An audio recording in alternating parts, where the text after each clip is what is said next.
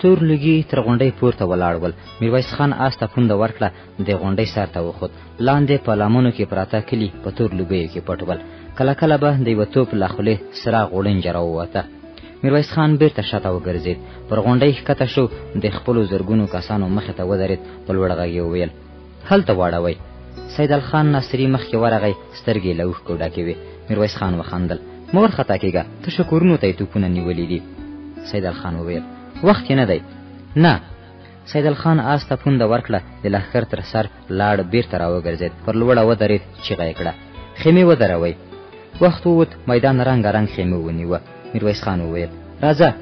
سیدال خان آس ته چوکه ورکړه، دواړه پر غونډۍ وختل، لاندې د سوځېدلو باروتو بوی ته. پر غونډۍ ښکته شول، د ګرګین ځینو پوځیانو خیمې وهلې. نور د ټوپکو په پاکولو بوخت وو، ځینې یوې بلې خواته ګرځېدل، کله کله به یو نیم آس وششنېد. میرویس خان یوې لویې خیمې ته ورننوت. ګرګین پر څوکۍ ناست و، مخې ته یې نقشه پرته وه. ګرګین سر پورته کړ، سترګې یې سرې وې، په غوسه یې وویل: په کلیو کې هېڅوک نه وو، چا خبر ورکړی، آن خپل څاروي یې هم ایستلي دي. میرویس خان پر څوکۍ کېناست، ویې ویل: ته باید زموږ تر راتګه معطله شوی وای. ګرګین وویل: طاقت نه راته. میرویس خان وخندل: او تشو کورونو ته دې توپونه ونیول؟ ګرګین په خبره کې ورولوېد: ما قسم کړی، د بلوڅو او کاکړو یو دیوال به هم روغ رانه پاتې نه شي. غلی شو، ویې ویل: جنګیالي دې چېرته دي؟ تر غونډۍ ورهاخوا، غواړم چې ویې وینم. ګرګین له خیمې ووت، پر آس یې پښه واړوله، له میرویس خان او سیدال خان سره پر غونډۍ وخوت. لاندې سلګونه رنګارنګ خیمې ولاړې وې. ګرګین ښي لور ته ګوته ونیوله، لرې د غره په لمنه کې ګڼې ژېړې او سرې ونې ښکارېدلې. ویې ویل: سبا د همدې کلیو وار دی. میرویس خان وخندل: نو دا حملې به میاشتې وخت ونیسي؟ ګرګین په حیرانۍ ورته وکتل. میرویس خان وویل: پوهېږې چې کاکړ او بلوڅ دواړه منظم لښکر نه لري چې په یوه ځای ورسره معلومه کړو.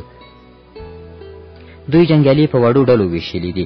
دا ډلې په ځینو کلیو کې پټې دي، شاید ځای ځای د ترپ او خراب جګړه وي. په دوی پسې به زموږ د زرګونو کسانو یو ځایي ورتګ د وخت ضایع کېدل دي. ګرګین وویل: نو څه وایې؟ که زما مانې لښکر نیم کا، نیمایي یې کاکړو ته ولېږه، پاتې به د بلوڅو سیمې جارو کړي. هسې مو هم شمېر ډېر دی، د ترپ او خراب پر جګړې غښتلي یو، په کم وخت کې به دواړه قبیلې له پښو وغورځوو. ګرګین غلی و، د آس د یال په مړو ویښتو کې ګوتې تېرولې. یو دم یې سر پورته کړ، ویې ویل: خبره د فکر کولو ارزي. میرویس خان د غره په لمنه کې لرو پرتو کلیو ته ګوته ونیوله، ویې ویل: دا ځل به یې زه ورسره معلومه کړم. ګرګین غلی و. میرویس خان وویل: غم مه کوه، اوس زما وار دی چې صفوي حکومت ته خپل صداقت ور وښیم. سبا نه بل سبا به په هماغه کلیو کې زما مېلمستیا وخوري. ګرګین آس ته پونده ورکړه، پر غونډۍ ښکته شو. میرویس خان خپل لښکرو ته ور وګرځېد، خیمې ته ننوت. د بلوڅو نویو راغلو مشرانو ته یې غېږه ورکړه، کېناست، ویې ویل: څو جنګیالي مو تیار کړي دي؟ یوه په ونه دنګ بلوڅ وویل: 2000. میرویس خان وویل: سمه ده، اوس 6000 کسان لرو، خو ګرګین خپل لښکر نیمایي کړ، نو دې تعداد ته هم ضرورت نشته. وروسته خپل وراره محمد خان راوغوښت، ورته یې وویل چې غونډۍ ته وخیژي او په پټه د ګرګین پوځ وڅاري. محمد خان مازدیګر بیرته راغی، خپل تره ته یې وویل چې ګرګین خپل نیمایي پوځ جنوب لور ته ولېږه. د میرویس خان سترګې وځلېدې، د لښکر د تیارېدو امر یې وکړ. 200 جنګیالي په شپه کې د غره په لمنو کې پرتو کلیو ته روان شول.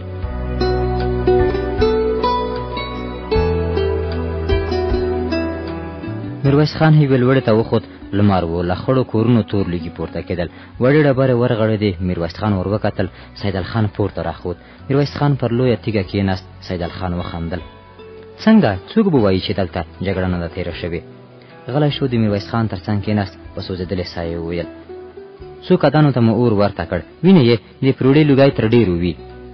غلی شو، لرې یې ګوته ونیوله، ویې ویل: تر هغه چنارانو ورهاخوا غوټه لوګی بیا د وچو پاڼو دی. میرویس خان وویل: ګرګین ته مو څوک ور ولېږه؟ هو، د غربي مېلمستیا ته مو راوغوښت.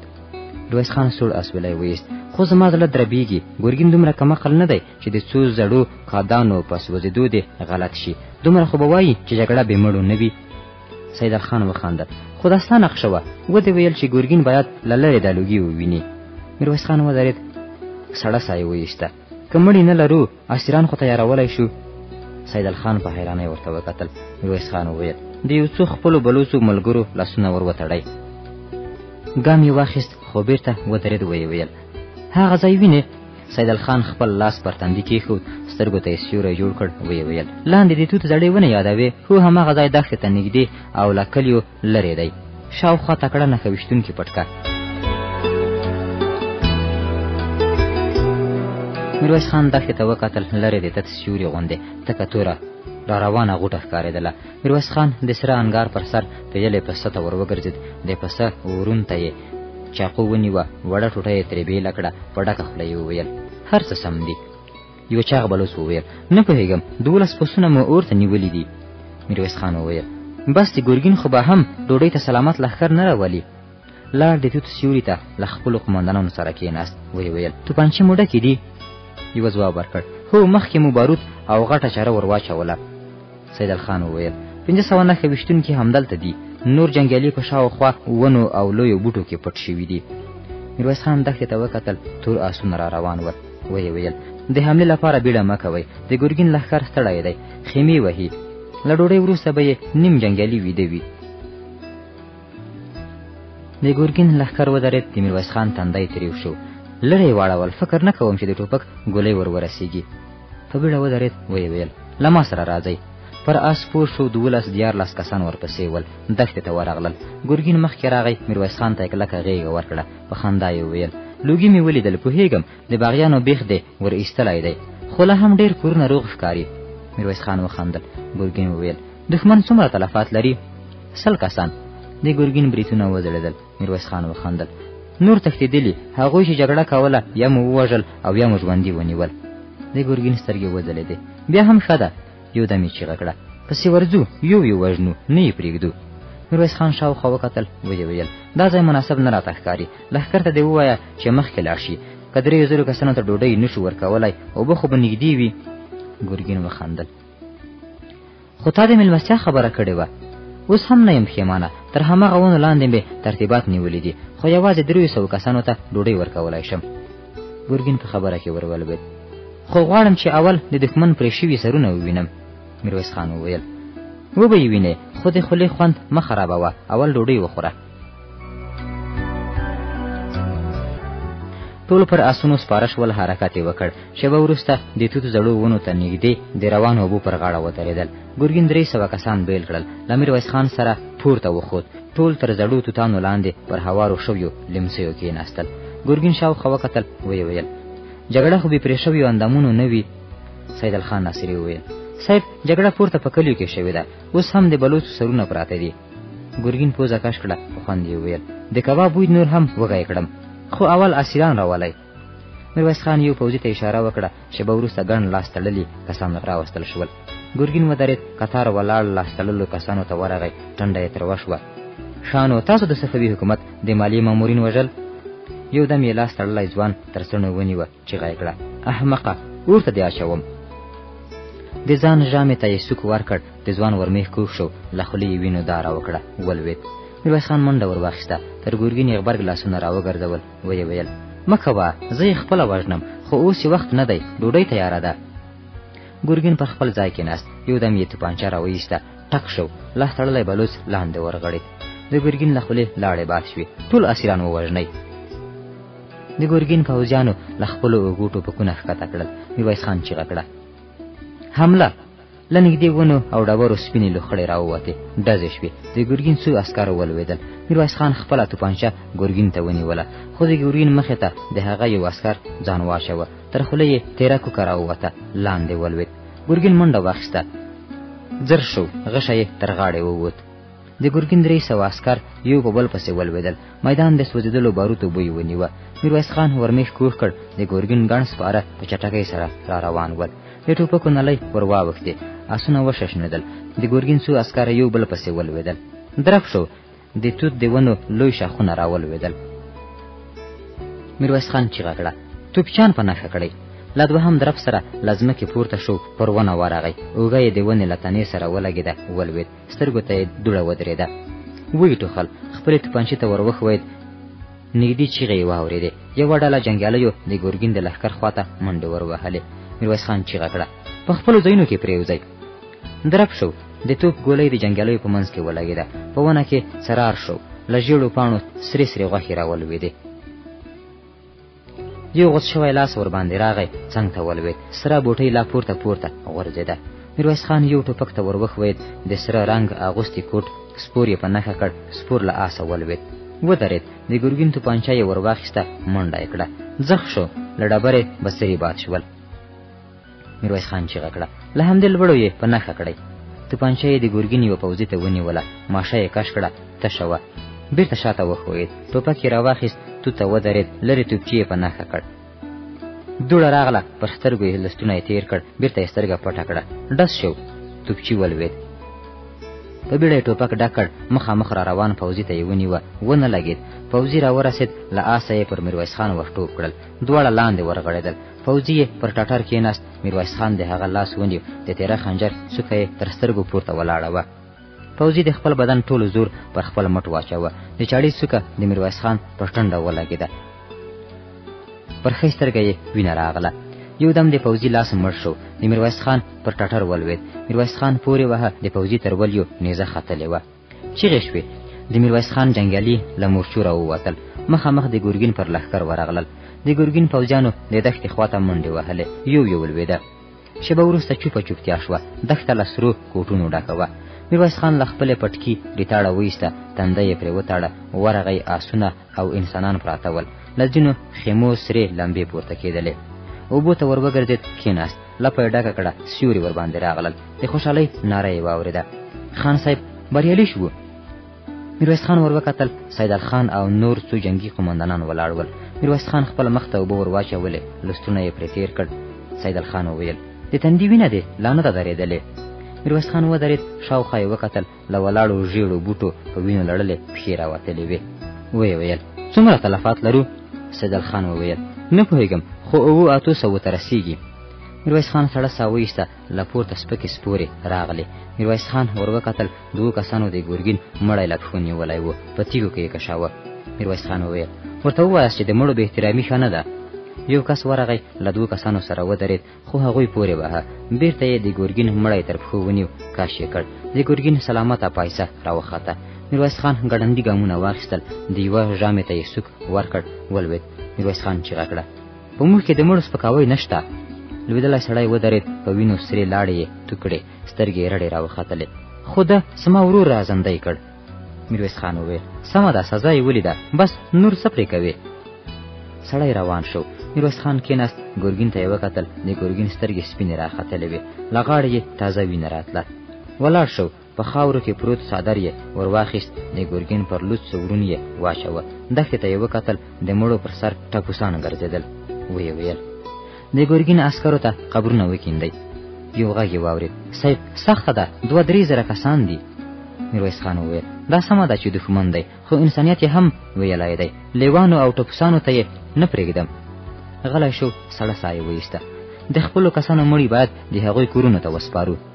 سیدال خان وویل، صاحب نه کېږي، د 700 جنازو انتقال اسانه خبره نه ده. میرویس خان په خبره کې ورولوېد، نو دلته یې ټپوسانو ته پرېږدئ. سیدال خان وویل، ګوره موږ بیړه لرو. د ګرګین په زرګونو عسکر لا په جنګي کلا او نورو کلاو کې پاتې دي. که د خپل مشر له مړینې خبر شي، ښار ته به اور واچوي. موږ باید د دوی تر خبرېدو مخکې پر جنګي کلا حمله وروړو. میرویس خان وویل، د ګرګین 3 زره کسان کاکړو ته ورغلل. 1000 نښه ویشتونکي سپاره د کاکړو د مرستې لپاره ورولېږئ. یو له رنګه تور سړي وویل، صاحب کاکړ په خپله په زرګونو غښتلي ځوانان لري، مخکې خبر ول، جګړې ته تیار دي.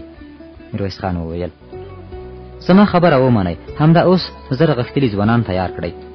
له رنګه تور سړي وویل، په سترګو. روان شو. میرویس خان پر یوه هواره تیږه کېناست. ویې ویل، پر جنګي کلا حمله اسانه خبره نه ده. یو چاغ سړي وویل، یو خدا د ویرې خبرې ښې نه راباندې لګي. موږ خو څه ټکري نه پر سره وو. غیرت مو ټولو ته معلوم دی، مخامخ پې ورځو، هر څه چې خدای پېښ کړل. میرویس خان چیغه کړه، د خدای روی ومنئ، همدې لویو باټو غرق کړو، بس دی نور. همدا صفویان 100 کاله پاچاهي در باندې کوي. یوازې غیرت مهم نه دی، عقل یې هم ویلی دی.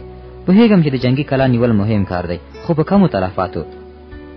غلی شو. دښتې ته یې وکتل. یو جنګیالي یې د ګرګین د عسکر سور کوټ اغوستی و. اوسپنیزه خولۍ یې لمر ته ځلېدله. څو نورو کسانو ورته خندل. د میرویس خان سترګې وځلېدې. په بیړه یې وویل، د ګرګین د عسکرو زرې خولۍ، روغ کوټونه او بیرغونه راټول کړئ. ولاړو کسانو په حیرانۍ ورته وکتل.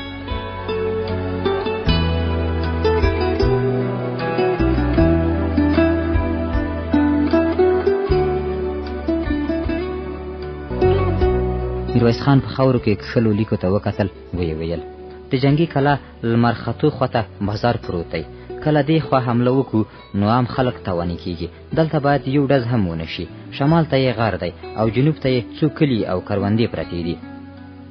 غلی شو، د خپلو قمندانانو او د قبیلو مشرانو ته یې وکتل، د لښتې څوکه یې یو ځای کېښوده، ویې ویل دا کلی تر نورو نږدې دی، د توپ ګولۍ یې خوري، باید له خلکو تش شي.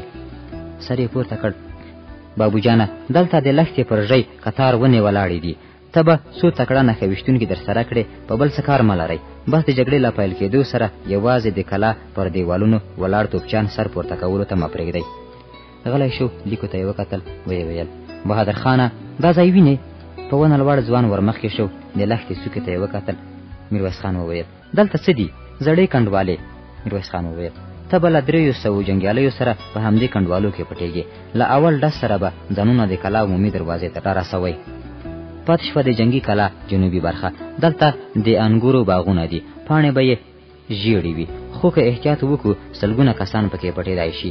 سیدالخان وویل خو دا خوا هواره ده، له کلا هم ښه ګلالۍ فاصله لري، جنګیالي مجبور دي چې پر کلا د حملې پر وخت له باغونو ور ووځي، تلفات به یې ډېر وي.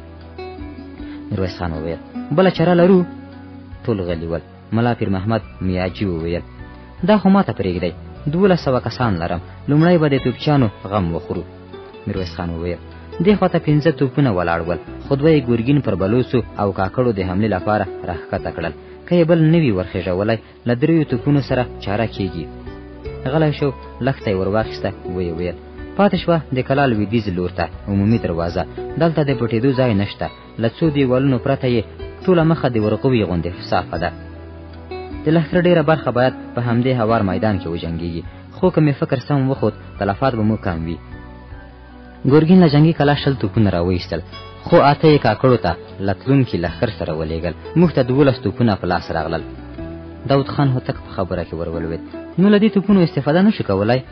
میرویس خان وخندل د همدې توپونو په مټ خو زړور یو، پوهېږې 4 توپونه د جنګي کلا د عمومي دروازې پر سر ولاړ دي، 6 نور هم په هغو برجونو کې ایښودل شوي دي چې د کلا تر مخ پروت میدانه یې تر خولو لاندې دی.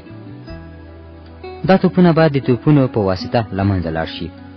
غلی شو، د لیکو تر څنګ یوه بله لیکه وایسته، ویې ویل دلته د اوبو څاه ده، که زموږ له نقشې سره سم د کلا ساتونکو دروازه راته خلاصه کړه او تر دې ځایه ور ورسېدو نو بیا د جګړې ګټل اسانه دي، د کلا د توپونو خولې دومره نشي ډټېدی چې دا ځای وولي. بابو جان وویل نو څه ته ماتله یو، نه پرې ورځو؟ میرویس خان وویل تر اوسه لا وخت شته، خو لښکر په جوش کې دی، ټول حملې ته تیار دي، له 2 ورځو مزل وروسته هم د ستړیا نښه نه پکې ښکاري. میرویس خان وخندل بیړه مه کوه، د حملې مناسب وخت مازدیګر دی، لمر باید یوه نیزه پورته وي. ټولو په حیرانۍ ورته وکتل. میرویس خان وویل خو له وږو څخه د غنمو د ایستلو څو څپرې مې هم په کار دي. غلی شو، یودم یې وویل پام وي په کلا کې د نارنج ماڼۍ ده، دلته د ګورګین د ځینو قمندانانو کورونه، ښځې او ماشومان هم شته، موږ یوازې د ګورګین له عسکرو سره جنګېږو.